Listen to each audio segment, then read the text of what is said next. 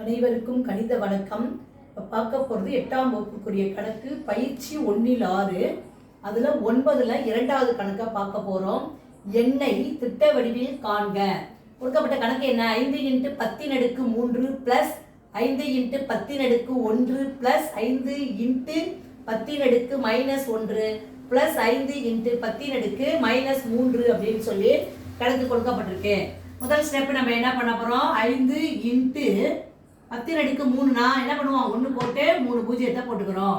அடுத்து ப்ளஸ் 5 × 10⁻1 ஒரு பூஜ்ஜியம் தான் 10 ப்ளஸ் 5 × 10⁻−1 இருக்கு. அப்போ என்ன வரும்? 5 × 1/1 அப்போ 1 அப்படிங்கிறப்ப ஒரு பூஜ்ஜியம்.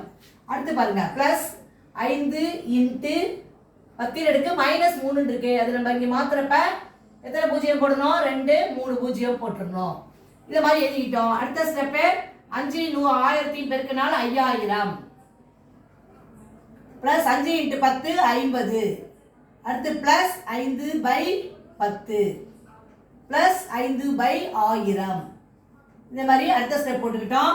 ஃபைனலாக எடுத்து எழுதுறப்ப 5050 முழு நம்பர் எவ்வளோ வருது? 5000 + 50 5050 புள்ளி 5/10 இருக்கு.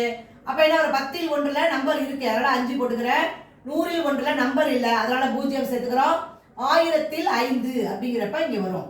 10ல் 1 100ல் 1 1000ல் 1. அப்போ வரக்கூடிய விடை 5050.505. புரிஞ்சுங்களா?